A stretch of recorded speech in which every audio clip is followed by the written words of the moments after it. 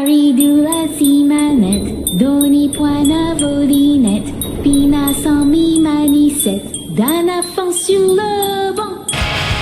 Welcome to Between the Joysticks. Press start and then we're off. Nick and John, they've got the sauce. Breaking news and some hot takes. Even if there's some mistakes, Nick is captaining the ship, while John gives thoughts straight from the hip. But when their powers combine, we're all in for a hell of a time. Between the Joysticks, it's the best. Up to 6 things they will address. Tell all your friends and settle in. Between the Joysticks now begins. Hello there, and welcome to episode 153 of the video game podcast Between the Joysticks. On this episode, we are covering all things Nintendo Direct. We're going to give our thoughts on the 1 hour of Nintendo announcements we saw last Friday. And I am your host, Nick, and as always, I'm joined by my co-host, John. I'm going to start with a heavy question for John here. He's been deep into Hollow Knight Silksong, and this is related. But what is your favorite insect? Favorite insect? Ooh, that's a good. Okay, that's not the direction I thought we were gonna go. It's hard not to pick the praying mantis.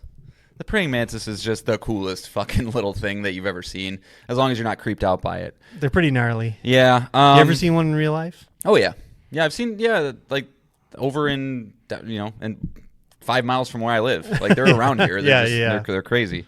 But I gotta maybe that's kind of, it feels like a cheap answer. I really like those crazy huge beetles, like the Hercules beetles. Yeah. You know, those things that like take up your entire hand. I would never want to touch one. I'm not like, I still do kind of get creeped out by all bugs. I'm not scared of them by any means. Like I'm not the guy that like kills spiders on sight and like stamps on ants and kills flies. But I don't need to hold a bug that takes up my entire hand. Fair enough. But I did see a video the other week of some lady who trained hers, which is just, how do you train a bug? I don't. Like she was like sending it around the house to get things for her, and it would come back. Like she needed a pencil, and it flew. What kind of bug is this? Look, Hercules beetle. I'm telling you, like it's like this massive crazy thing that's like super duper strong, but I can't imagine they're smart at all. And but yeah, she trains this little fucker to like kind of just. Well, I mean, it's to train it to get specific things is seems interesting, like impossible. Yeah. I mean, maybe it was rewarding AI. It's 2025. Yeah, but rewarding it after retrieving something to you, I could see that being something imprinted in its brain for sure. How do I get more food? I do this thing, then I get food. That's all I know. That's all I care. Okay. But yeah, I don't know. I mean, I don't think there's any bug that's like, super cute. I'm not a big crazy fan of spiders. They're fine. They kill worse bugs. But yeah, we'll go with that one. Hercules beetle. Okay, that's a good one. I mean, I'm always for, like, I like beetles too, because again they go in crazy like directions. But I always love caterpillars. Sure. And butterflies, of course. I think butterflies is another easy answer just because they're visually appealing. But I mean, freaking caterpillars, man! Look at it. Look how gnarly they can get. Yeah, dude, they're wild. Caterpillars are like they're awesome. I agree, but there's also some of the most poisonous animals on the world are them. So it's just like it's a weird one. Like why? First of all, thanks God. But well, I mean, you have to survive when you move at a snail's pace, I guess. So you gotta figure something out. Or I don't think humans are really your main. I mean, I'm sure you're poisonous to other things too, but. I don't know. It seems spiteful. What did we do to you? Do you have a favorite insect or favorite character / insect in Hollow Knight Silksong right now? Yeah, I think his name's Sherma. He's like a little dude that like sings songs. Okay. You don't know what kind of bug he is? No, it's hard to tell, dude. Like, yeah, he's just some kind of beetle. Let me make sure that's his name. Yep, Sherma. Okay. I don't know. He wears like a little like gong thing on his head, and he's the dude, like you might have seen him. He was really early in the game where he like sings songs to try and open up a thing, and then you go around. I know who he is. I've seen artwork of him. Let's see, Sherma Silksong bug type. I feel like I'm trying to find up a Pokemon. He's like a roly-poly or something. Nothing's officially confirmed. We'll get some answers from Team Cherry. The community believes he's an aphid, so. Okay. The littlest and shittiest of bugs, I guess. Like a ladybug. Yeah. Yeah. Okay. Good. Yeah. All right. Well, we'll use that segue to just catch up. I don't know how much farther you are than the last time we talked for a whopping, I think we talked for 45 minutes about Silksong. Yeah. Last episode. So I don't know if you have something important to say. Have you come down on your 10 review score? So I'm probably, I don't remember how long I was last week, and maybe you can remember. You said 12 hours. 12 hours. So I'm at 16. So, Okay. Slowed down, obviously. Life happens. But still chugging away. Just probably 2-3 hours into Act 2. So players of the game know that that's kind of the end of Act 1, as you could assume by it being titled Act 1 to Act 2 is a big kind of change in the game. But yes, it's absolutely still a 10. It's everything I want it to be. I mean, I'm not going to sit here and really go into more of the things that make it great, because I don't think we have another 45 minutes of people wanting to listen to that. But no, I mean, I'm just in my typical John standing on a soapbox mentality, just a little still irritated with the way that this game's been received. Even though it is sitting at a 92 on OpenCritic, it's like the second best reviewed game of the year if you're not including Shinjuku or Shujinku, which I don't think anybody really is considering. But it's I'm not going to, the difficulty conversation aside, the issues that people have with it, it sucks to me that a game can come out of this quality. Sit back up, Nick. I'm not going to take too long. I'm getting comfy over here. I'm not going to take too long. I've been dealing with this all week long. Nick, I'm going to formulate a hypothetical in your mind here real quick, okay? You ready? It's next year. It's September 12th of next year, and Wolverine just released. Okay? Yeah. Uh-huh. People love it. It's great. Mm-hmm. They're playing, devouring it. But the only thing that anybody talks about online is not how good the combat is. It's not how good the characters are. It's not how good the art style is. It's not how good the music is. Uh-huh. It's just that everything hits me for 2 damage, and I don't get it. It's sad to me. It's just like we have this monumental indie game that, I think even the people who are poo-pooing it a little bit agree it's top to bottom quality, and like that's just the only conversation that's being had about it. And it sucks like that I'm not reading posts from people that are talking about like who's your favorite, what are your favorite fights, or what are some moments. Who's your favorite bug? What's your favorent bug? And it's all just kind of devolved into this, like almost seems like just. I mean, is the negative things bubbling to the top, and that seems to be your focus on? Probably. I focus on negative things anyway. But no, I mean, like, I don't know. When it comes to the things that I consume on the regular, it's the subreddits I subscribe to, right? So like the Hollow Knight subreddit, but then also the Silksong subreddit. That's where most of the things I come in. It's all negative there, and that's Reddit. That's where people are going to go and complain. But is it Last of Us Part 2 subreddit bad? No, not at all. No. Silksong is like the jokey one where people just kind of like make funny statements about it. Right. Hollow Knight's the one where people are actually kind of going and trying to talk about the game. But yeah, again, none of it is like, there's a couple people that kind of go through and they're like, oh, I love it, it's great, it's everything I wanted. But yeah, it's just kind of this, and I don't understand it because, well, let's say this. I don't want you to read too much into it because you haven't finished the game, right? Like I think you'll have the more complete picture. Especially like the troubled areas. Yeah, if you've gotten to them or not. Sure, I'm sure I will. But like, there's been bosses I've beaten that I'm reading things about, like, how could they design a boss this way? I've been stuck on this boss for 3 hours, and I just go like, dude, the boss has 4 moves. Like, that's it. Like, I don't. It's just another thing of too many people tried to play this game. Too many people wanted to jump on the hype wagon, and it is what it is. But I still think it is. It's perfect. There's no other word for it in my head. It's perfect. I mean, I'll reserve. I maybe wait to have a final stance on some of it. I guess, like you say, that's a good point. Unless if you're just moving the checkpoints right next to the bosses, which to me makes the game not as challenging, which is one of the biggest draws of it to me. I don't know. I just seems like such a weird thing for people to hyper focus on is the difficulty, which it doesn't seem that difficult to me. And I don't specifically understand the like everything hits me for 2 damage thing, when I don't know about you, Nick. I've played many video games in my life where different enemies hit me for different amounts, right? Like sometimes I'll get sure. my three quarters of my health bar wiped by an enemy attack. It's definitely not the first game where you take more damage by interacting with the enemy itself as opposed to getting hit by its projectiles or attacks. Yeah. When you hit its body, like I can't think of any examples off the top of my head, but it's definitely a mechanic I'm familiar with running into in the past. Yeah. Yeah, I don't know. And again, I think it's just people kind of not understanding what the game is. Like, you know, even myself who's played a lot of Metroidvanias, like I got through the whole first act and didn't realize that within the first act is the shopkeeper that can upgrade your needle. And so it's like if people don't know that, people aren't familiar with these kind of games, you're going to miss a lot of things that probably make it easier. I do understand the sentiment that, like, for instance, there's a fight, I guess, later in the game that I have not gotten to yet that people are struggling with, where there is a character, if you come across them, will help you during that fight, and there's nothing in the game that tells you that, like, this can happen. So I do understand people maybe saying, like, it's a little too obtuse. It's a little too... Funny how much it shares with Elden Ring. Yeah.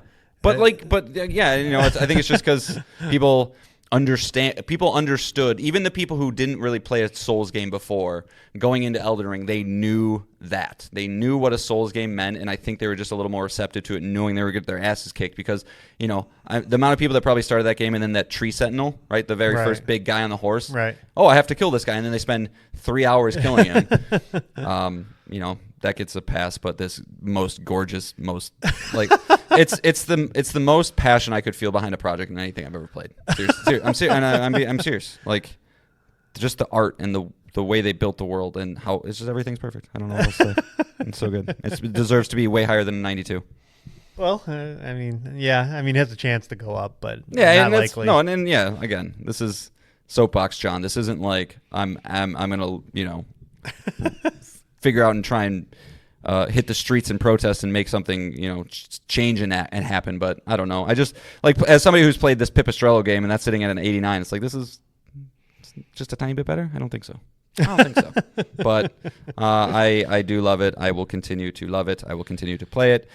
Maybe some of the difficulty thing. I almost weirdly hope some of the difficulty things do come at me in this weird way where it's like I want to really get to a frustration level of difficulty with it. Yeah, I'm curious if you'll experience that. My whole thoughts on this franchise are just, like, admittedly, like, so hard to pinpoint because, you know, I'm talking to pal of the show, Will, who's playing through the first one right now, and he's just coming across an area, or maybe he did, like, in the last couple of days of, like, dude, I don't know where to go, I don't know what to do, I don't know what the fuck is going on with this game, and so from that standpoint, I do kind of understand that, yeah, the main game is obtuse in that way. But when I think of my experience with Hollow Knight, it almost always just immediately in my head goes to the Pantheon, which is just pure gameplay, pure fighting, pure movement. And that's what is the biggest draw of the series for me. So I think of that first and foremost, where I understand there could be some frustrations to be had with the exploration, but I guess I'm just used to it. And it was what I was expecting, and it's great. So, but yeah, you should play it. Okay. You'll never play it. Not likely, but I'm excited to see where this journey goes. And like, as you said, we'll see if John comes back and he's like, fuck this section, fuck this boss. Yeah, I mean, there's one, and I mean, slight spoilers, I guess it's called Bile Water. That's the one I'm like, yeah, we talked about that's it on the the show, area right? I'm curious about. See how horrible it truly is. Yeah, I heard the run back in that area is really bad too. So yeah, we'll see. We'll see. And John will just do it in one shot, and well, you guys are all pussies. But yeah, we'll obviously continue this segment of checking in until you get to the end, and then probably and this will just a big discussion. Real quick, if there is anybody in the audience that is playing Silksong that maybe didn't play the first one or whatever, who was like, no, I think you're kind of wrong, or like I would love to kind of discuss this a little more into if I don't know, just if that's you, let me know. Okay, all right. And then the other one more check-in we have to do. This is frustrating me beyond belief. We had a pop bet. Oh yes, about Borderlands. Yes, we did. And as you can tell by attitude, something's happened regarding it.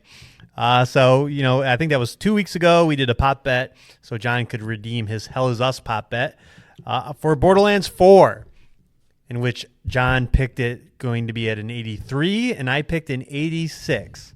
I guess I shouldn't be mad because we were incredibly accurate, as always on this show. We're always right, never wrong, as we'll learn about our Nintendo predictions. It launched and it was an 85, which is incredible. It's good. Sat at an 85 all weekend. Sat at an 85 yesterday. Sat at an 85 most of this morning, and then right before we recorded, it dropped the 1 point it needed. I hit the button. Launch the nuclear code. John put out his review of the game on his website that we don't know about, lowering the game score to an 84, making as of right now, and we'll just lock it in now. John redeems himself. Yay! And he has matched the pop bet. Well, and the funniest thing about it, I think, is that like you said, the score this morning was an 85, and the sitting down this afternoon, it was an 84. How many reviews were posted today, Nick? One. What was the score, Nick? An 87. Yeah, so I don't know. Who knows? But I reap the benefits, so I'm good with it. Yeah. However the algorithm for OpenCritic works, I don't know, but. Like I said, I shouldn't beat myself up too bad. We were right on the nose. I'm honestly kind of a little disappointed that I was like, oh, yeah, I don't get a pop. Oh, man. Sorry. Well, I mean, we can keep this streak going. If there's another game you feel confident in guessing. I don't feel confident with Gaiden. Like, that would be one of the next big ones. Well, I mean, the next big game is Ghosts. Yeah. The review embargo is the 25th. Okay. A week before. I can pop at that. Okay. All right. Do you want to? Who went? You went first with Borderlands, right? I'm pretty sure. No, you did. Okay, you're going first with this one then. Okay. That's how you want to do it? Yeah. All right. Well, then you have to write down your score. Oh, okay. So you can't right. cheat. Okay. Well, I guess it doesn't matter then at this point. Ooh. Okay. Ghost. Ghost. Yeah. Okay. I'll just go with that one. Again, I think it's not going to do as well as the first one because I just don't think they can. I'm thinking 86. The first one's an 84, right? Oh, is it? Yeah. Oh shit. That's interesting. I feel like I should lock your 86 in, but I'll be a nice boy. But I thought it reviewed higher. Yeah, it was an 84. Weirdly. I think it did so well. And not that 84 is bad by any means. I think because it came out a month after Last of Us 2. Right. It was just like everybody's just like, oh, I love this because right, and it's that the was same a year normal the conversation. PlayStation 5 came out, so it was it definitely had a lot of shadows around it. Or it was overshadowed. Yeah, I'll stick with the 86. I'm fine with that. Okay. It'll go up then. 87. Okay. 87. You have 87? Mm-hmm. So it's a true high or lower. All right. Sounds good. Okay. Well, we're on the same page, so hopefully we're right about this one too. Yeah. I mean, this one has a lot. Yeah, it has just I doubt you'll get anything a couple below an 8, but you'll just get a lot of 8s and 9s, just depending on where people sit. All right. But okay. Yeah. Okay. So if that's it, we can get into how the show works and get it into talking about that Nintendo Direct. Yeah, let's go, loser. Oh, wait. There is one more thing. No, what? So on this very show, you guys want to see the first time John walks away from the table? I don't even know what he's about to say. On this very show, John was talking about Rocket League, is why he's not always online on his PlayStation. And I suggested Borderlands and 4 for him and his friend to play. And he was like, oh, no, I can't play Borderlands because I don't like playing video games with people. I don't like getting up and having to walk away. Yeah. Well, gee, since we recorded it, you're just telling everybody, yeah, I'm going to get Borderlands. Yeah, I'm going to get Borderlands. Okay. And now, Nick, what did I say directly after that? Directly after I said I was You can't do that. That's not allowed. I'm allowed to say, yes, I am. I can defend myself. You can't play Borderlands alone. That's stupid. I did 1 and 2 by myself, and 3. I've never played that game with another person. Oh, my God. You're such a loser. I know. Play it with people. Why not? Because then I am not able to move at my own pace. I can't explore. I can't take my time. I can't look at my stats. I feel pressure all the time. Nick's running out. It's what, dude, playing Helldivers with you was stressful as shit. He's running off to the next thing. I don't know what I'm doing. I'm just chasing him around, and I don't want to do that. Like, I just don't want to do that for a 40, 50-hour campaign. I want to sit down, move at my own leisure, get my snacks, and dissect the stats accordingly. That's how I am. So frustrating. I know. So frustrating. I know. Everybody moves too fast. It's like, I gotta go to the next thing. What are we doing next, guys? And it's like, I don't know. Moving slowly. What do you want? What do you want from me here? You're the guy that says I can't game at all, but then you want to go to snail's pace in the game. Yeah. Like, don't you want to get through the game as fast as possible, as you seem to do every other game? No. Not this one. Not okay. that one. Okay. Yeah. Uh-huh. No, I don't like. I don't know. I think if it was couch co-op and I was constantly communicating with the person next to me, like, where are we going? Like, and yes, I know I have a headset on. It's literally a barrier of nothing. But I'm a people pleaser, Nick. You know this, and so I will constantly be like, hey, guy, where we? Oh, okay, we're going, and I just go, and I don't insert myself, and I just feel like I'm being a dog on a leash for an hour. Like, come on, boy, let's go. Come on, John. No, come on, John. Let's go. My skill trees. Let's go. Jiggle the keys. There's some good loot over here. I don't like my setup. I want to switch my guns and stuff and test it out. No. We're going to the next build. No, we're going to the next building. Next mission. Let's go. You just triggered a memory of playing the older Borderlands games and being like, nobody can stop do fiddle with their loot until we get to the next checkpoint. Yep. Don't want to do that. Yep. So, oh God. So you're allowed to be mad at me. You're allowed to say that, whatever you want, Nick. But I will also challenge you to try and find if I get that game of a single second I play it with another person, unless if it's my son. If there's, I don't know if there's couch co-op on that. I don't think there is. Not that I remember, but okay. So even if multiple people get it, including me, you won't play with us. I'd bounce in, I guess, but I'm not dedicating an entire. I'm not going to do a whole playthrough. There's no way. Yeah. Okay. All right. Okay. Especially when I'm going to be like, no, guys, I want to play Hollow Knight tonight. And you're like, no, we're moving on to and I'm like, no, I want shit. All right. Fine. Yeah. Fine. I would love to hear your stories of your Borderlands 4 solo playthrough. That's right. So many headshots. So many headshots. All right. Let's get into the show because we have an exciting Nintendo Direct to talk about. This is how the show normally works. John and I can both bring up the three things to talk about. It can be a news item. It can be a topic. It can be a Reddit post. It can be whatever we want. We can bring it. But it can also be an email from you, the listener. Could it be a nudie comic? What? Could it be a nudie comic? A nudie comic? Yeah.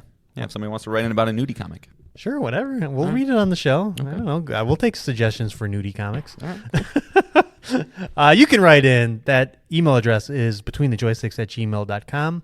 On Twitter, it's @joystickspod. Or you can comment on our YouTube page. That YouTube page is at the Between the Joysticks. Any of those things, we can bring it and we can talk about it. But today is a special day. It is after a Nintendo Direct. You heard our predictions in episode 151. Well, how correct were we? So I want to start off because I'm actually kind of hot on, was an interesting Nintendo Direct because I want to start with reviews. Are you ready to review it, John? Oh, sure. Yeah. I mean, I'll go first here. Okay. And I'm going to take this review from a Nintendo fan. I think there's really no other way to take it because, as listeners know, I haven't had a Nintendo console since the GameCube. So not quite the Nintendo expert around here, and I'll never admit as such. Mm-hmm. But I think this was pretty solid for a Nintendo Direct. I think you got release dates for the rest of 2025, right? We got the release date for Hyrule Warriors. We got the release date for Metroid Prime. But we also got the new game announcements for next year, including Mario Tennis, Fire Emblem, Yoshi and the Mysterious Book. And then they also got the big win of getting a big numbered sequel in a franchise with Resident Evil Requiem, right? Yeah. That have it coming day and day on Switch 2, PlayStation, PC, Xbox. That is a big win for them. But this was also a funny Nintendo Direct because the hubris of Nintendo knows no bounds. Can anyone else get away with charging $20 for a Donkey Kong DLC less than 2 months after the game is released? Apparently it's real bad, too. I don't know if you've heard that. I have not heard that. Yeah. But also $100 for a Virtual Boy accessory. Nintendo is packaging up a console that was their biggest failure. You can't buy the games. They're only available in their subscription service, and it requires either this $100 replica of the Virtual Boy or a $25 cardboard version of it. Who else could get away with that? You ready for my hot take? What? I love the Virtual Boy thing. Oh my God! I think it's classic Nintendo, right?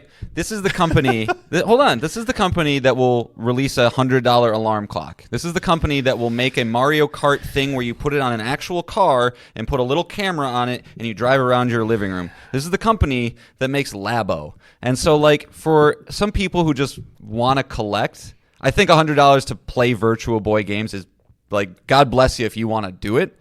But given the option too, like you want $25 for a little like thing that's like a cool looking little thing. If you're like a super nerd, you know, and be like, oh, is that a Virtual Boy? You'd be like, yeah. You'd be like, that's weird. You'd be like, yeah, but it's a talking piece. So I don't hate the Virtual Boy thing. All right. Well, we'll get into these things when we get into the individual announcements. But like I said, the hubris is there, right? For sure. Like that. For sure. That is insane. Like that again. The Virtual Boy was a colossal failure. It only had like 16 games. Yeah. You know, like that tells you all as much. bad. All bad. And then also funny enough, like Nintendo loves DLC. Like I never felt it stronger than here, where they're talking about paid DLC. About you mentioned the Donkey Kong DLC, Pokemon Z and A, not even out yet. It's getting a DLC called Mega Dimension. They're so excited about bringing Dynasty Warriors over because it's getting DLC, and also Super Mario Brothers Wonder. You know, we theorized which Mario game was going to get the Switch 2 version and DLC. And Super Mario Brothers Wonder, the same thing. Nintendo just loves DLC, and obviously with Donkey Kong, the turnaround on DLC is like that, and sure, ridiculous. Yeah, Nintendo just knows that they more than any other gaming company have their fans by the balls, and they know it, and I think their fans know it, and their fans are okay with it. Yeah, because I'm not a big DLC fan from the jump. No, but in my opinion, Nintendo's DLC is amongst the worst of all the DLC too. It's always, for instance, this Donkey Kong one, right? Apparently it's like that emerald thing where you're like trying to collect as many emeralds as you can. Has nothing to do with the base game. It's this entirely separate thing that people say is garbage, and they're like, why didn't you just give us more levels or something to do? It's just always this, or like even going back to Breath of the Wild, it's like we have the master mode thing, and it's just like we made it harder. It's like, okay, like what? Right. There's not a lot. Why am I paying for There's that? not a lot to their stuff. It's never just like here's more of what you like. It's always like here's what you like, but twisted and a little different, and $20. And you're like, so yeah. So yeah, but you're right. They love it. So So I think from a entire presentation standpoint, just over 60 minutes, I thought it was very solid. And if I was a Nintendo Switch fan and owner, I'd feel pretty good about the upcoming offerings. And I will say, we'll get into this one trailer. This one trailer raises it a lot because it's one of my favorite trailers ever for a video game. And we'll get there when we get there. But people might theorize which game that is. We've talked about it on this show a lot. If you know our top 50 games of all time. But I think it was a solid B. I don't think you could get much better from a Nintendo Direct outside of a 3D Mario, a new Zelda game. They're top tier franchises. But there was the absence of, like, again, Animal Crossing still not here. And it's been quite a minute since the last Animal Crossing. But I still think if you're a Nintendo fan, I don't see how you walk away not going, that was a pretty solid show. Yeah, it's interesting. Like, this is a really hard one for me to grade because there's a lot of what you said that I absolutely agree with. Like, they filled out the rest of the year. They're starting to trickle in what's coming next year, and all that's great. But I can't help but shake the feeling that, like, the games that are here is just they're B tier at best already. So, like, I don't know how many people are truly excited for the Age of Imprisonment. Like, maybe there's a lot. This could be one of those things, like the first one sold 35 million, and I just don't know. And you're coming from, you want to switch to, like, but they're not convincing you to get Sure, one. yeah. That's how I'm taking That's a good point. But, even like, the Yoshi game, we talked during the stream. It's like Nintendo has this, like, they have these subsets of games, right? They have their high 90s, which is your 3D Marios, your Zeldas, like the top tier, best shit you can possibly get in a video game platform. Then you got your middling stuff that's like kind of more the Yoshi's Crafted World, Kirby and the Forgotten Land type stuff. And then you kind of have like the under that, which is just like maybe your Mario sports games and things like that. And I think we're just kind of living a little too long in that like middling area where it's like that Yoshi game looks cool, but I can't imagine it's going to be anything more than what Princess Peach Showtime was, or what, again, Yoshi's Crafted World was. Those low 80s, like kind of just like, yeah, it was fun, but it's not anything that like I am championing to my friends to be like, what's you that guys got Zelda to play game this. you played in Age of Wisdom, or Yeah, Echoes you of fell off. Wisdom. Yeah, you fell I off fell off that really quick, and it was not that it's a bad game. I just, what you can't expect a 3D Mario at every single one of these, but going into next year, being halfway through the year, we don't know when Fire Emblem's going to drop.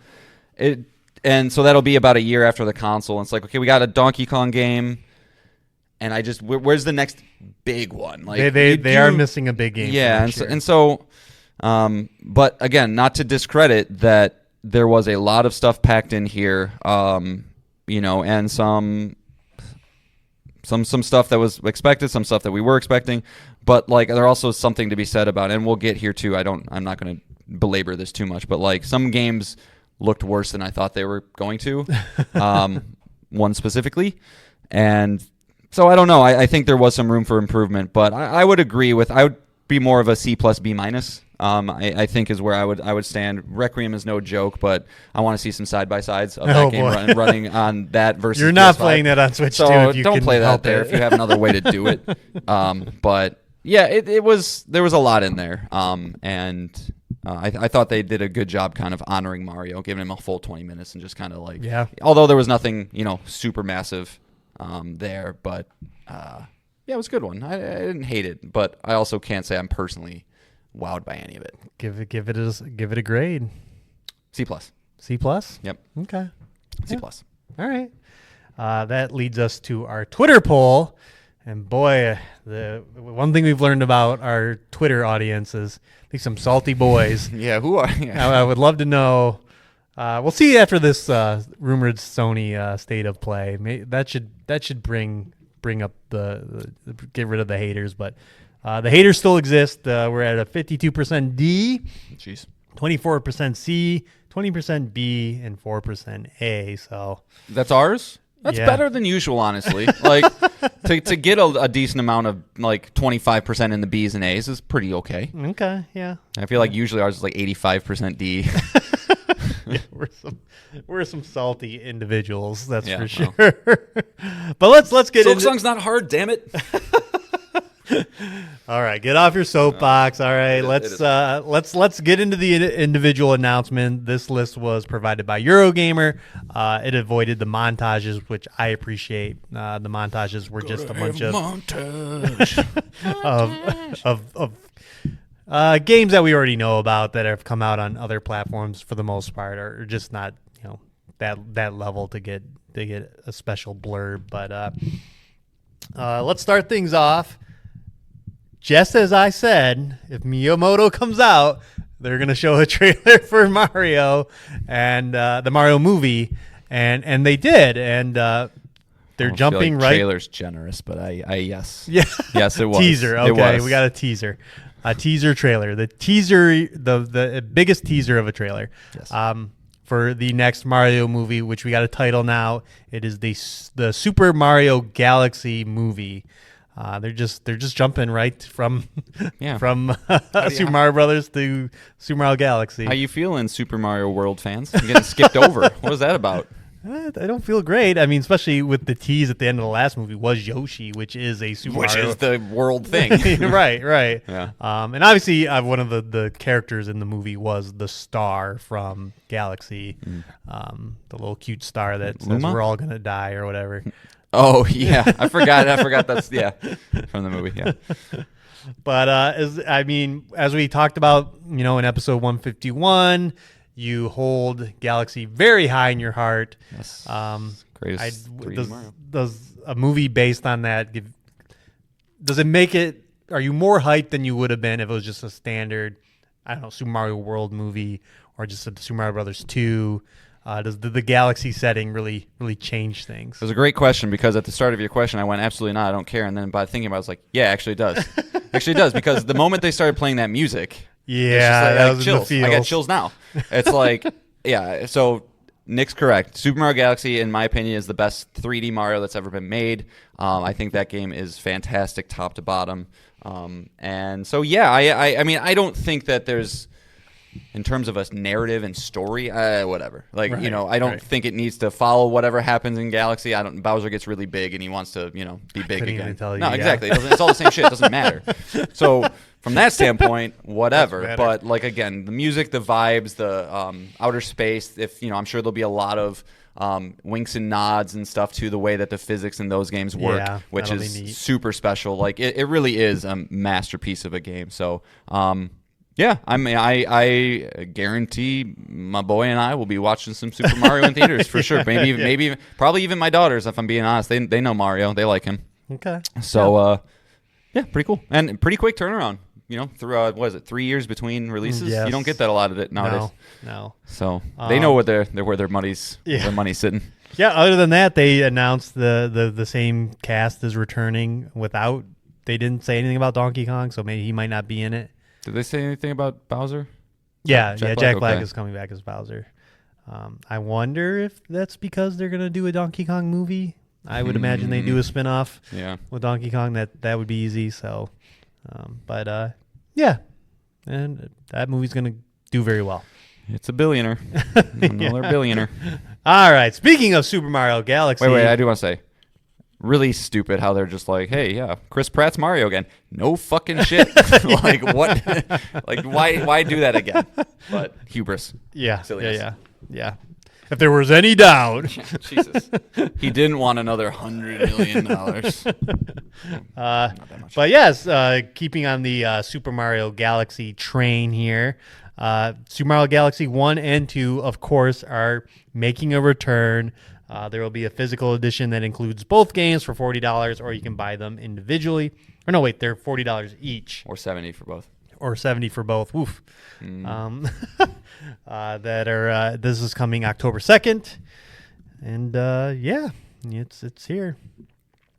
Yeah, listen, I think people know that Nick and I aren't like the most of like, how dare they charge us this? This is unacceptable. But this is one where I can understand. I can understand a 18-year-old game and a 15-year-old game. God, that's being how old they are. I know Galaxy's 18. I don't know. Yeah, I'm thinking it's 2 came out. 07. I think 2 came out in 10.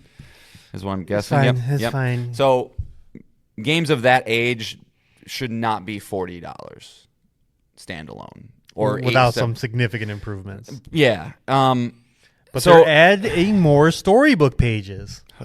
yeah, cool. So I don't know, but like anybody who's shocked or surprised or thought it would be any different or wasn't prepared for this is you're I got a bridge to sell you. Yeah, Metroid Prime remake was 40. Yeah, that's just the going rate. Nintendo does not lower prices. Donkey Kong Tropical Freeze for Wii U is probably still $60 today. So it kind of sucks, but I will also say if you haven't played either of these, absolutely get these. If you're a fan of they hold up, they don't feel dated at all. The graphics are still great. The movement's still awesome. Like everything about these games, pound for pound, stand up in 2025. So if you're interested, pick them up. I'll probably be getting the Super Mario Galaxy 2 one whenever I get a Switch 2, just because that's the only. I don't own that one. I think I do on Wii U, but I don't want to mess with that anymore. So Yeah, I mean, But- it's safe to say, we've been talking a lot the last couple weeks about unicorns and these games of generations. Well, here's 2 of them combined. yeah, So if you haven't played them, it might be worth your while to do so, because that's that's absolutely where they're worth your while. considered. Yeah, I mean, the Super Mario Galaxy was a 97. That's- So you might like it. That's okay, I guess. The second one was a 97. Okay. 97. So, but yeah. So cool Oh, stuff. there you go. All right. Next up, the Mario train continues. We get one of our first Nintendo first-party games for next year. That's Mario Tennis Fever, coming exclusively to Switch 2, coming out February 12th of next year. Again, Mario Tennis, a known franchise, another sports franchise for Mario. If there's anything really to add. I mean, if you got some, I've never really been into. appreciate them. The I Mario played Sports, the first one. the Mario Sports games. I know a lot of people like Mario Golf a lot, but I don't know. I feel like every time one of these Mario Sports games come out, everybody gets really high expectations and high hopes, and then they're kind of just like, oh, it's more the same. And that's cool. And if you want to play tennis, and there's like a cool adventure mode that they look to put in here, and like a really robust upgrade system, or at least power up system with the rackets and stuff. Looks like there's a lot going on, but at the end of the day, it's still just a tennis game, and so I don't really have a lot to say. Yeah, it's just adding the zaniness that you find in their other franchises like Mario Kart, just applied to tennis, like all the absurdity, the your typical Mario Brothers power-ups applied to tennis rackets. And yeah, gee, what does the fire flower tennis racket do? It catches them on fire, and then they can't hit the ball. Stuff like that. This will be another game, much like probably Super Smash Brothers, where I'll be like, yeah, I'll play if we have no items on, and it's just pure tennis. I'm not getting no shrunk, soul over I'm here. not getting shrunk with a mini mushroom when we're on the game's on the line. All right, we can move on. We theorized again on last episode. Hey, wait, you didn't give me my flowers for calling out a Mario bundle. Yes, you get your flowers Thank for you. a bundle. You also get flowers for this next announcement, Thank which is Super Mario Brothers Wonder is the next game to get the Switch upgrade. We kind of talked a couple games, but you specifically mentioned Wonder as one of the potential ones in episode 151. Yes, it's getting an upgrade. It's getting DLC, the same thing we saw with Mario Party this year, Kirby this year. Just getting that typical, hey, the base game with a Switch 2 upgrade plus DLC, probably $80. Yeah. So I don't know. I don't know if I'm liking these Switch 2 upgrade things. I appreciate them. It's nice they're trying to, not just be like, they could just say, yeah, you want to hear $70 again. Just go do it. Well, you played Wonder. It's cool. It's a good game. I just mean like the Switch 2 editions in general. It just seems like a lot of them are like, I don't know, like it's not as big of an improvement needed. I don't know. I know the Mario Party one's really bad. So, yeah. But no, Wonder's great. Yeah, Wonder is the best that 2D Mario has been since probably World. So it's great. But I don't need to play it again. Okay. I mean, it's not on our list, but is it worth the peripheral they announced, the talking flower that you can get now? The physical flower from the game? No. No, I would probably end up throwing a baseball at it. Okay. All right. We don't like things that are just pure joy around here, okay? All right, it's got to have a purpose and some functionalities. You don't have an alarmo in your house? No, I don't. All right, we'll get to the last announcement, I think, I don't know if this was part of the Mario thing, 40th anniversary or not, but Yoshi is coming back. He's getting his own game again called Yoshi and the Mysterious Book, coming out next spring. We got a lengthy trailer for it. I mean, it's a 3D, 2D game, platforming game with different mechanics in it. Any interest here, John? Really like the art style. It's got the kind of that Spider-Verse-y, I think the frames are a little off, but in an intentional kind of way look. So hot right now. And, I'm sure it'll be incredibly creative and stuff like that. I just, again, as I was talking about earlier, I feel like a lot of these middle-level Nintendo games just lack a certain something to them. Whether it's like, it's a little too short, it's a little too easy, it's a little, I don't know. Did you ever play Super Mario World 2? No, that's with Baby Mario? Yeah. No, I never did. Okay. Yeah. It's a really good game. Yeah, so, but I mean, no, this one looks cool. Maybe it's a potential Christmas present kind of game for my kids. I don't know, but nah. Well, it's out next spring. Well, next Christmas will come next year too. Right? I don't have a Switch 2 yet. I'm kind of, I'm anticipating. Yeah, but to your point of like mid-tier Nintendo properties, this definitely fits the book perfectly. Yeah, book, get it? All right, we're out of the 40th anniversary Mario stuff. That was the first 20 minutes, so now we're gonna get into the gigantic list of the random games not tied to Mario. So first up, we got to look at Probably Monsters Storm Lancers. This is a co-op 2D. Looks like kind of like a Metroidvania. It says couch co-op roguelike. Yeah. Looked fine. I really don't have. I like the words couch co-op roguelike, but yeah, speaking of lacking a little something, it does seem like it's just a little Uninspired. Yeah, good word. Thank you. Yep. Yeah. Not much to say. All right. What about Dinkum, the Australian survival game, a life sim? Nintendo loves their life sims. This is, build a farm, all that jazz. Coming to Switch on November 6th. Any interest? Yeah. Amongst the hardest games to talk about on this show and any podcast, I think, are these life sim games because they bleed together. They all look the exact same. You're chopping down trees, you're collecting wood, you're digging around, you're building houses. If this is the one I'm remembering, though, there was something about this one that I was like, that one looks like kind of interesting in some weird way. I don't know if it is or not. It could be the next one we're talking about. I don't know. Again, go back 10 seconds to my initial statement on these are hard to talk about. But I don't know. This one looks like, if you're into Animal Crossing, check it out. Like Animal Crossing meets Minecraft, or I don't know. It's all cubey and stuff. But not a lot else to say because they're all the same. Yeah. Quite honestly. Okay. Yeah, I have nothing to say on this either. Next up was Popucom, which is this third person. It almost reminded me of like a split fiction where you're working together. Can be split screen, can be combined on the same screen with multiple objectives. A lot of it seemed to be with shooting and moving colored orbs together to eliminate enemies or move forward. If you've ever played Zuma, or what's the very classic like match 3 gem game? You know what I'm talking about? It's like it's probably 20 years old at this point. All right, you're gonna think about it, and then that's fine.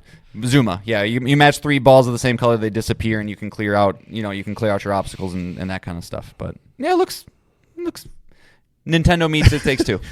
Yeah, your voice raised the fish. It looks fine. I want to say something positive about it. Yeah, I don't know. It looks okay. We'll see. Will I buy it? No. Yeah, we'll see if any of these. I mean, again, there's so many games. They have to register a decent review score to even get a little bit of attention, but it's out there. All right, next we got another look at Tamagotchi Life, which is coming next spring. This is the weird. All the characters look like Mii's, another life sim, but has a really weird and zany tone to it. All the voices are like speak to spell sounding. Oh, really? Yeah, this was the one I walked out to get speak. a coffee, I think. So you might have to take a little bit here. Oh, you've seen Tamagotchi Life Yeah, I've seen it, before. but like in terms of just I don't know. I mean, there's not much to gather. It's like it's a sim. They have needs and wants, and you can help them out with that. And then weird things happen, and I think that's part of the appeal is the Animal Crossing meets like a Rick and Morty absurdity, it's just really out there. Scrubbing through the trailer, and this might sound crazy, it feels like it's got Dave the Diver vibes, DNA, where it's like you'll be kind of doing something like this zany little cutscene will happen, whether it's Bancho, cutting up his sushi or something, where there's just like kind of just the vibes are strong. Like they were in Dave the Diver. I don't know. This one could be big. I know it's a very big franchise in Japan. So, but I don't know. Don't know if it's going to translate over here. All right. Next No, up, there's a bowling ball. Run away. 2 quick blips. Mortal Kombat Legacy Collection coming to Switch. Cool. Final Fantasy VII Remake Intergrade is coming to Switch out in January. The only really thing I have about this is will the third game come out on everything at launch? The third game of the Final Fantasy VII Remake trilogy, will it launch day one on Xbox and Switch as opposed to being the PlayStation exclusive? I think for sure before. PlayStation and Xbox. Switch 2 will be dependent upon performance. I mean, I think it'll eventually come there, but I don't know if it'll be day and date. Yeah. It'll be interesting if how- Rebirth comes. Yeah, Rebirth Yeah. is definitely a very big game. Rebirth makes PS5 chug. Like, Right. Rebirth is the only game I can think of where the character models look fuzzy. So that's fair. I don't know. Okay. All right. And moving on. Speaking of Linked Banner of the Spark. Anything to say about that game? We've seen it a few times. Wait, hold on. Oh no, it's down there. Okay, sorry. I thought we skipped Dragon Quest, but it's just down there. Okay, dumb. Linked Banner of Spark. No. Okay, we can move on. And we've seen it before. We've talked about it before. Skip this next one. Okay, yeah, we'll just skip the next one. Okay. All right. We'll set up this next one here. There's a lot to talk about here, I think. Yeah, that awesome, amazing trailer I was talking about is next. And that trailer is for probably, John mentioned it on the show, his second most anticipated game to Silksong. Number one now. Out. Yeah. And and I believe Supergiant heard that and were like, hold my beer. Let's go with this really incredible trailer, animated trailer, and do amazing gameplay. And then, you think you're the only one, Silksong, that can do the 2-week release date thing? Well, guess what? 1.0 of Hades 2 coming to Switch 2, coming to PC, September 25th. And here we are. So the fact that Hollow Knight and Hades' sequels launched 3 weeks from each other is stupid. Yeah, there's a lot to talk about here. Obviously, the trailer is awesome, incredible. John's gonna. You're gonna wait, huh? Yeah, I'm not. I can't play this on Switch. All right, Can't do it. All right. So, in theory, if it's 6 months, we'll be playing in March. So, Hopefully. That would be perfect for me. Mm-hmm. If it's a year, fuck, that sucks. I can't imagine it's a year. But We'll see. This also means some complications.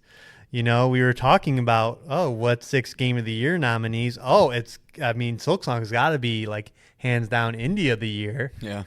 I don't know about that anymore. We're in a year where Supergiant, Team Cherry, and Yacht Club Games are releasing their their long You're the indie. awaited sequels. What is going to be best indie game at the end of the year?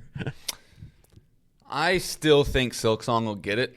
I think it has the benefit of Not being in an early access and everyone playing it right. beforehand. That's a big one. That's a big one. Where a lot of these the people who vote on all this stuff, it won't be a fresh new product for them. They'll play it and they'll get what the updates and everything are. But and I think Silksong will just has the benefit of being just a much larger zeitgeist kind of thing, which adds some points. And I think it'll probably review a little bit better too. So I think Silksong still has it, but yeah, to get this game's full release again, like I said, 3 weeks after is bananas, and it looks very much like Hades 1, but with just brand new everything, brand new movesets, brand new spells, brand new character obviously, and it sucks that we have to wait, but we kind of again knew that would be the case, unfortunately. Physical edition does arrive on November 20th.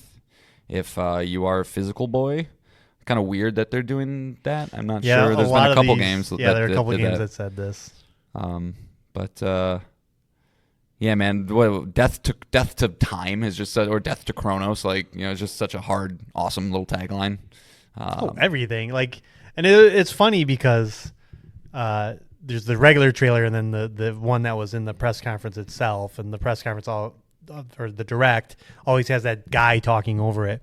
But when that guy was talking over it, there was this badass song playing in the background as opposed to the regular trailer, which didn't have it.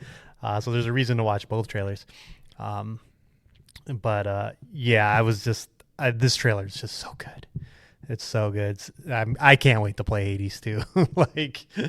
And I know if you played early access, it's not apparent, but I know I actually was out with a friend over the weekend who played the beta, who confirmed to me that unlike Hades 1, where you just went down, in Hades 2, you have the choice to go down and up, and that's made apparent in this trailer. And each direction has its own gods and all that stuff, and I'm just like, double the fun. Oh man. Yep, double the fun. Oh. But yeah, I mean, not only what's going to be indie game of the year, but does this get a game of the year nomination?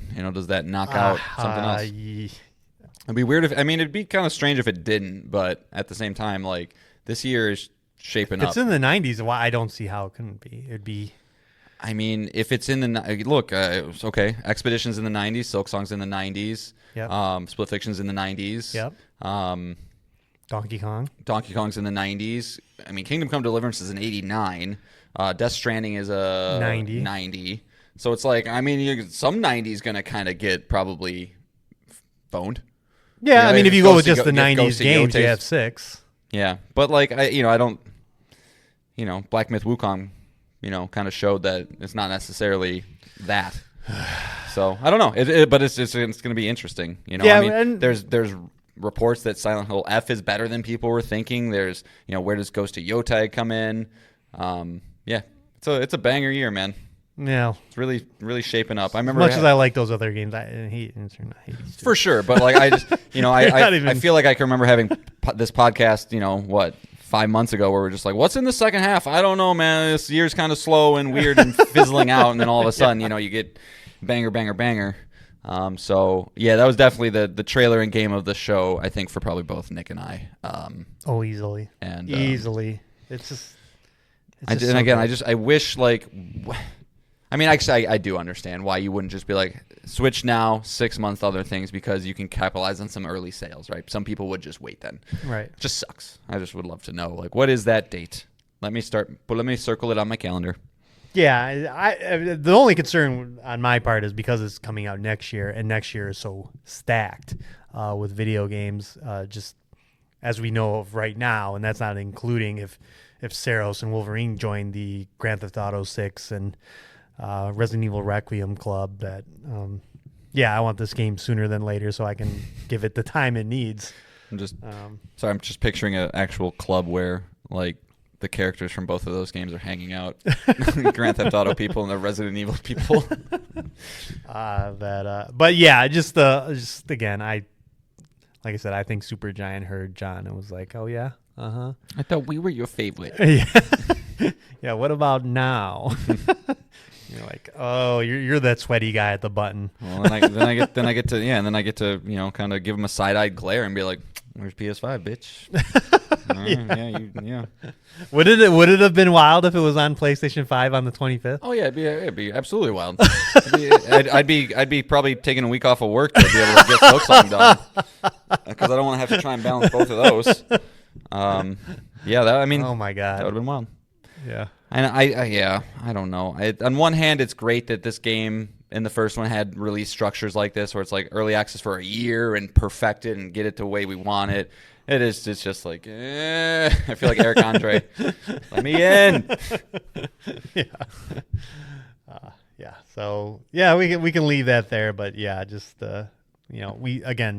we predicted it to be here, but I mean, only they can do it in style like that. So, all right. Next up is Hyrule Warriors: Age of Imprisonment. Again, we figured this game would be here and get a date, November 6th for the Muso Zelda game. Mm-hmm. So, yeah. Yep. Next up, Dragon Quest VII is getting reimagined with a little chibi art style. Hate the characters. God, do I hate the character models. Again, the Dragon Quest is, this another storied Square Enix RPG franchise, so they're remaking 7, coming out February 5th of next year. This is not just on Switch 2, this is everything. But it's here. Yeah. Did you ever how many Dragon Quest games have you played and beaten? 0? Same. I started 11, and then so I was like, 100 hours? Nope. This might be blasphemous, but outside of Dragon Ball Z, not the Akira Toriyama art fan. Yeah, well, like I don't like these character models. There's like some like boat captain knight looking guy with like blonde hair and just the weirdest looking mouth. I don't know. I don't dislike Akira Toriyama. It's just big and like blocky and weird. I don't know. He's got a very defined jaw. Yeah, his jaw is weird. I don't know. I never really liked the chibi stuff either. So No. Like, yeah, Bravely Default is another one. No, can't do it. Just it creates an immediate barrier of like, oh, this isn't serious. Even if it is serious, this isn't serious. Right. And that's just hard to disconnect. All right, that brings us to it's here. The Virtual Boy is coming to Nintendo Classics. Again, this is the subscription service you have to pay for the Switch Online plus expansion pack, and you get access to the entire Virtual Boy library of 14 games. But you can't just play them on your Switch. No. You have to have one of the 2 accessories we mentioned earlier, the $100 recreation of the Virtual Boy, or the I believe it's $20 cutout version. The cutout doesn't do anything. It's just a decoration. So how does this thing know? Why does it say these are required? Hold on. How can you not just play it in handheld mode and not be absurd? I don't know. Hold on, I'm gonna try and verify here. Whatever. It really doesn't matter. But it's again, only Nintendo can get away with repackaging one of video games' greatest failures of all time and saying, "Hey." But it's through that failure that allows it to live again, right? What's the worst thing you can be as a video game, Nick? Just okay, right? Just mid, right? Yeah. We talk about Lord of the Rings Gollum. We mentioned it on the last podcast, right? It's true. So it's true. We're not mentioning some mid-tier games. No, I don't. Complete failures. Who gives a shit about Immortals of Avium? Like, whatever. You can go away. But yeah, no, being silly and trying to defend it aside, like, it is just, I'd be curious to see the sales numbers on something like this. Like, how many do you sell? Yeah, because how many? What is the time that people are actually playing the games? Like, what is the total game time on all this stuff? Because have you ever played a Virtual Boy game? Yes, we talked about this. Did we? Okay. Yeah, we both have played it because back in the day when this was coming out, they would put you could try it. They had them out there, and you could if you went to any local electronics store or Blockbuster, I think they had it there, and you could play it. It's really dumb. Yeah. Everything's really red, like the trailers suggest. So red. And I know that I remember Tennis and I remember Wario Land, but I remember no standout games on that thing that are worth replaying in red vision. Just looking at the screenshot is just so. God bless him. God bless Nintendo, man. Okay. Where would we be without him? It just looks so bad. Yeah. Weird. It's like a fever dream. Yeah. It's like I'm a living nightmare, and this is what it's like. Dad, can we play video games? And he just pulls out, and this is the only thing you can play. It's like, Your own living just hell. something about it. Yeah. So February 17th, this thing will be out, and God, this Virtual Boy's Wikipedia page is just funny. It's just like, it has all their games and like the release dates. Every single one of them is in 1995. I don't know. I can't. If you buy this thing, you just own it. Just own how absurd it is. 3D Tetris. How horrible would that be? It's all horrible. There's nothing great in that thing. Ugh.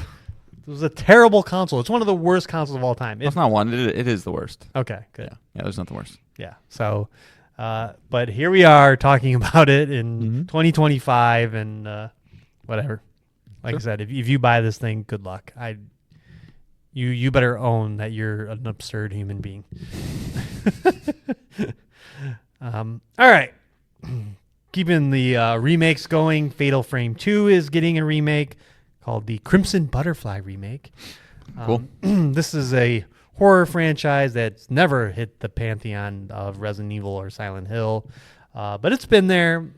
It involves taking photographs of ghosts. Definitely has a Silent Hill vibe to it, that's for sure.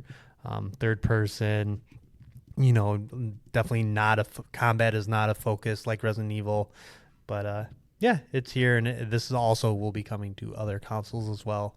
Yeah, so I think Fatal Frame 2 was the one that was like people pretty liked a lot. Yeah, I mean it's got 84 on Metacritic, so like pretty well received, and from anecdotally, I've heard it's like really like quite scary. It might be more on the jump scare side of things, right? Isn't it the one you use a camera? Is like you have to look through the camera to see the ghosts and stuff. Yeah. So yeah, that's made for jump scares, but there's enough horror games to play. All right. Moving on. And again, just stop me if you want to talk about it. Power Wash Simulator 2. Nah. Suka Game Planet. Suika. My Game family Planet. is pumped. I don't care. Okay. And my Levi is playing that with my wife every night for the last week. So. Loves making those fruits pop. All right. And then we got a trailer for Metroid Prime 4 Beyond. John and I do not get flowers for this because it is coming this year. Yeah, it was right after the Age of Calamity trailer. You go, I guess Metroid's not this year. Idiot. Yep, December 12th. They're barely squeezing it in. Let's get into it, John. What are your thoughts on the trailer itself and the big reveal? I think they are sending this game out to die. Like I'm a little flabbergasted at how bad this looks. I understand. Well, explain the trailer. Okay, Samus has a motorcycle in the desert. Mm-hmm. It looks there's open world motorcycle sections. Yeah. So yeah, it looks open world. The graphics, I'm not being hyperbolic here. It looks like Halo 1 graphics or Halo 2 graphics to me. Just really bad textures, nothing going on. But she rides her bike up to like what looks like a abandoned mine factory, whatever, type of things that Samus typically explores. And she does the thing, she got her gun out and looks fun enough. But my God, man, Metroid Prime, the first one, is a legendary title. Legendary. Some people say it's one of their favorite games of all time. Caused 2 sequels to come out. The 4th one got announced a long time ago. Said that they were going back to scratch because it wasn't shaping up the way they wanted it to be. And then here we are, finally getting the trailer that shows the date of it. And as Nick was saying, with this whole presentation of the Nintendo Direct. Lots of lead-in conversations, lots of conversations after trailers, lots of talking about the things you can do and blah, blah, blah.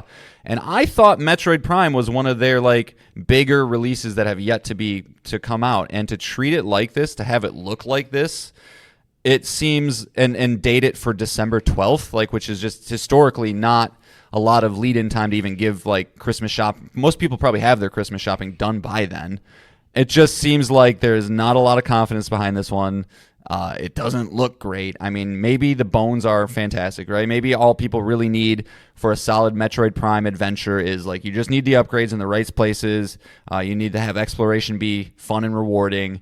But I was just a little taken aback by how dated it looked. Again, I know it's coming out on Switch 1 as well, but I don't know. Am I crazy? No, I don't think you're crazy because I don't think they're showing a lot of this game. Have we seen a boss at all? Haven't had a voiceover of the different things you can do. Haven't had anything. Right. It's been shown in these little sections over and over again, and there's still time, obviously, to show the game more. But I think the caginess and what we know behind the scenes from just rumors alone. I would not be that confident. Definitely not confident enough to pre-order this thing out of the gate. I wouldn't be shocked if this came out and was in the weirdly lower tier Nintendo reviews, in the 70s. But yeah, like you said, it just does. There's something off, big time. And when you get that feeling, we're usually right. We've been accurately predicting review scores for a couple of weeks here. But yeah, something is off. This could be another Pokemon Arceus scenario, though, where I saw that game and was that looks so shitty, and then it got pretty solid reviews. Ugh, but Pokemon but just to be clear, I want this game to be great. I've always wanted to get into the Metroid Prime series. I've thought about buying the Prime 1 remaster for Switch a little bit. I love, obviously, Metroidvanias. I'm gushing about one right now, so I want this game to succeed and be good because hopefully it'd be a gateway into maybe some of the other stuff, or if they do want to remaster the second and the third one, got other stuff to play before those. But someone who's played them, just play the first one. There's yeah, really no reason to go to the 2 or 3. Yeah, that's kind of how I feel a lot of I feel that way with a lot of Metroidvania franchises, where it's I've played Super Metroid, cool. Dread was great, I guess, but like I don't need another 2D Metroid for a while. Like Silksong's awesome right now, but I had 7 years. It's like, yeah, you don't need too many entries into a thing. I'd rather play like now Guacamelee, now The Lost Crown, now like these new kind of things. But. Well, I just think Metroid Prime is a franchise that has trended downward. Yeah. Where the peak was weirdly the first game, and then they just can't seem to capture the magic, whether between mechanics and gameplay, to improve upon that first game. But yeah, we'll see. But yeah, I think yeah, dude, the first one was a fucking 97. It was crazy. Again, I think there are a lot of red flags around this, and so I would just be cautious. Yeah, just be cautious. All right. Next up is that Donkey Kong Bonanza DLC. I don't think we need to say much more on that. Apparently, heard it's a disappointment. Yeah, $20. The game hasn't been out for 2 months, but here we are. Like I said on episode 151, I don't know Nintendo's DLC schedule, but it's pretty all over the place, to be honest. All right, and next up is DLC again for Pokemon Z through A. Again, a game not even out yet, but here we are announcing DLC for it. It involves Raichu, and apparently you can evolve in different directions now. Maybe that's always been a thing. That's news to me. I don't think so. I did not touch on this, but this is another Nintendo thing that I just can't stand. Is they give time to bringing back a remake of Danganronpa 2. Yeah. And I'll put this caveat out that John and I love Danganronpa 2. We think it is a very good, fun game. It's the visual novel series, Danganronpa 1 and 2 are fantastic. Never finished 3, but I still think they're great games.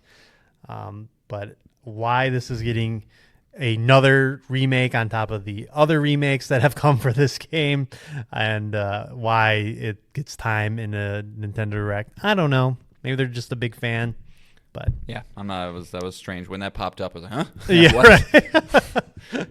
Yeah, how old is Danganronpa 2? It's pretty old at this point. Right. And I know it's gotten like multiple versions at this point. 2012.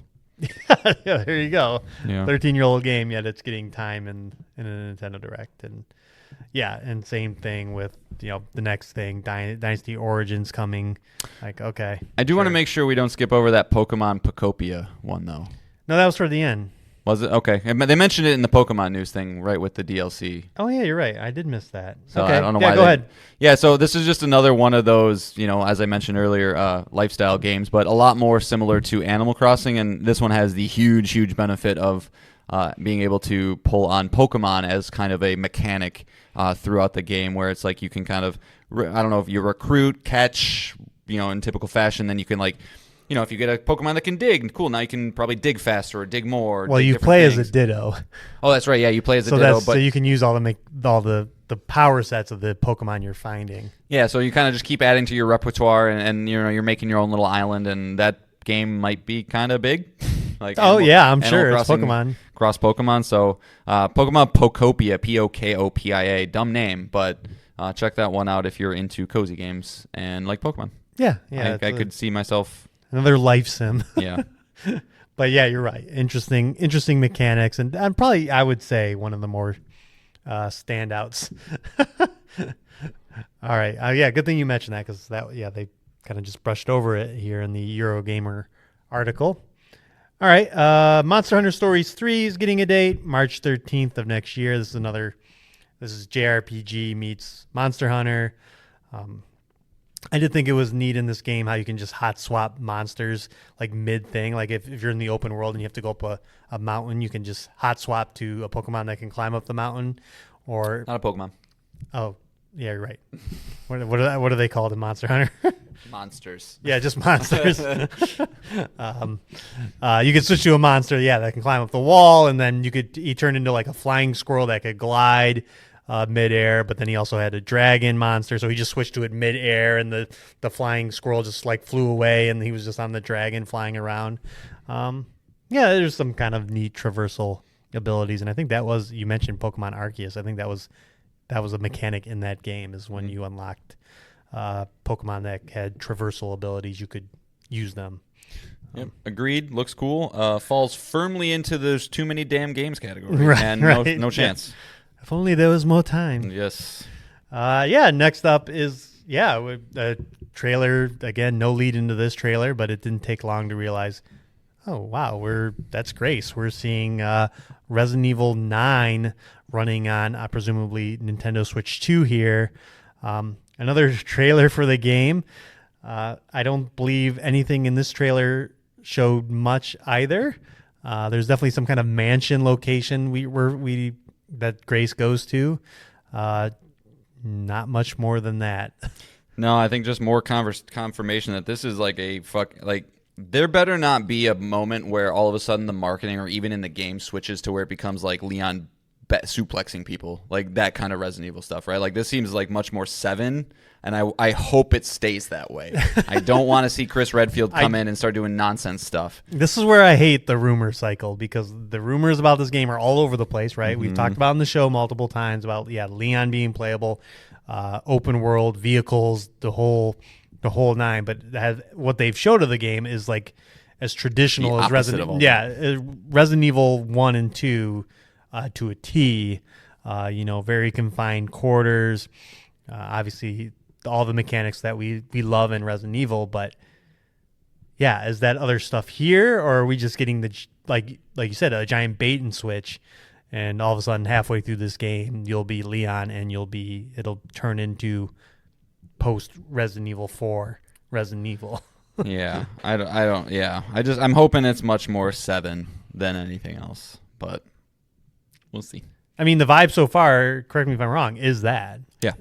Like, I don't think there's anything that shows that it's not in that direction, but that's exactly what I'm saying though. Like don't now just release something where they're still not showing a lot, and that also makes me nervous. Yeah. I feel like we would see more if I would think if anything, they're just being game. Intentionally cagey than anything. I don't think. Right. Because we know it takes place in in Raccoon City, which is a huge fucking deal for this game, and yet not really much of that has been shown since that initial trailer. I think I trust them totally with this game. I think it'll be great, but the game will be great, but like you said, I think they're hiding something here. Just a gut feeling. What are you hiding? We have the rumors. We have trailers that constantly just focus on Grace and her mom, and not much else. All story. Yeah, that we don't know much. So, but it's coming really quickly, so we'll know. But again, a big win for Switch to get this game at all. And 7 and 8 are coming. Yep, the same day for some reason. Yeah, I don't know why. I'm doing all 3, baby. I'm playing them all on Switch. But they're gonna get Resident Evil 7 and 8 the same day. All right. And that was kind of it, except for they did the One More Thing. And the One More Thing is a franchise John and I didn't predict, but should have. Should have. Is that Fire Emblem is coming back. Fire Emblem Fortune's Weave is a return of the franchise. I couldn't tell you when the last one was. 3 Houses. Wow, you got the name right off the bat. Yeah, I played about 25 minutes of it. Really? Yeah, I bought it and everything. I was like, nope, not for me. Really? What was that on the show? No, it's 2019. Came out in 2019. Oh, okay.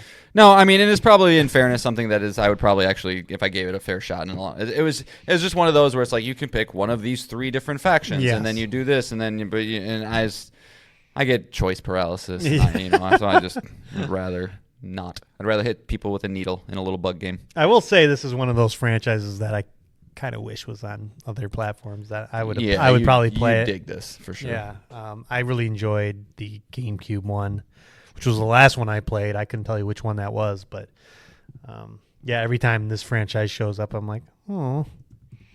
Right, Nintendo has that one. That was tactical strategy. Does Path of Radiance ring a bell? God. Okay. I was hoping that you'd just be like, yeah, and not have to do what you're doing now, but I was looking for some box art. That's it. Okay. Yeah. But, it's a sweet franchise. It's a tactical RPG. Permadeath is a thing. Building relationships between characters and relationships between each other. So there's a lot of depth into who you bring into battle because they can get a relationship with each other and unlock special abilities. They're usually very long games to play. But yeah, it's one of those franchises that probably does okay, but I'm happy Nintendo keeps bringing it back. Along with Metroid, they don't need to. We know fucking Sakurai loves it. That's all I can tell you. Yeah. Maker of Super Smash Brothers. It's I'm glad to see another one, and again, not the earth-shattering Switch 2 game next year, but definitely a decent one. Yeah, and we'll see. I mean, I'm sure they're very important for a smaller group of Nintendo fans. They're fucking pumped. Right. They're pumped. And so that's kind of it. That's where it ended, and here we go. And that's where we'll stay. Yeah. So we kind of, as we talked about earlier, that's Nintendo set the stage for the rest of the year. They got 4 first-party games coming still. Is that right? For the rest of this year? Prime, Pokemon, Hyrule, and Kirby Air Riders. Yeah. So 4 first-party games there into next year, which is beating the shit out of PlayStation. Yeah, that's true. And do another at least 3 known about next year: Yoshi, Fire Emblem, and what was the third game that I'm just blanking on? Monster Hunter Stories. Mario Tennis. Oh yeah, yep. Yeah, so not bad for like an output from Nintendo themselves. I mean, like you said, it would be great if the Sony could touch what Microsoft and Nintendo seem to be doing right now. Different development cycles, unfortunately. Well, when they come out, they're the best. They are the best games. Best, Jerry, the best. All right, so that's kind of it. That's all there's really to talk about. Hopefully we can do this again next week with the exact same way with another thing. Yeah, the rumor mill is heating up for the state of play. We got now Nate the Hate chiming in. He said next week. I think he said this week.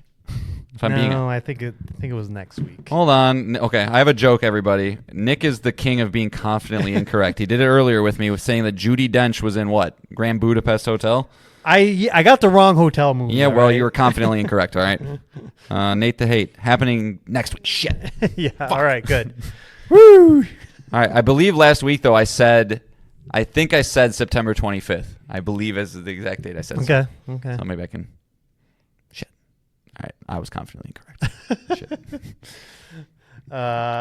So that is obviously a tease for next week, is if we hear about a Nintendo or a state of play, well, maybe we just push the show if it is the 25th. If it is that Thursday, we'll push it to that day for sure. Because unless you want me to bitch about Silksong some more, or rather, the conversation. Oh, well, there will be plenty to talk about. There always is, even if we didn't have a state of play. But I mean, if there is a state of play, I mean, just there better be Wolverine there. That's all I'm saying. Yeah. If it's not there, I'll be very upset. And you won't like him when he's upset. So my anticipation going into a announced state of play is through the fucking roof.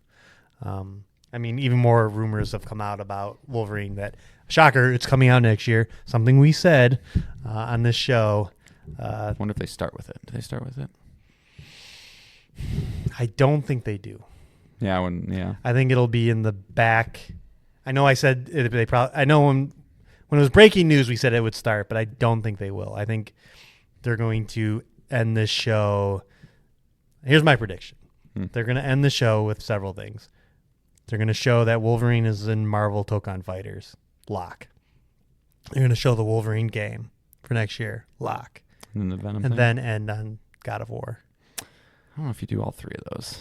Yeah, you do. Okay. Yeah, you do. Okay. Because that just seems to makes sense to me. I think a lot of people. I would almost say you do God of War and then into that stuff. I think there'd be the majority of people would have a massive downturn on like hypeness if from Wolverine to a Metroidvania, regardless of it being God of War. But we'll save that conversation for next week. And he didn't specify state of play or showcase, so he just said next week. So if it's a showcase, again, everything's off the table. Burn it down. Yeah, we go crazy, but yeah, and then they got to fit Saros in there too. So there's a lot. I mean, if Saros, Wolverine, and this 2.5D God of War is there, and if it's a showcase, you have Intergalactic. you better be voting A in our Twitter poll. Yeah. What else do you want from them? Where's my new Astrobot? Yeah. I want more Astrobot DLC. D. crazy big squirrel moment. But do you ever feel bad for games like Dying Light the Beast, where they're coming out soon and we're having a podcast and we just don't mention it at all ever? You ever feel bad for games like that? It's like, I mean, again, we're a hobby podcast. If we had money in the game, it comes out in 2 days. Wow.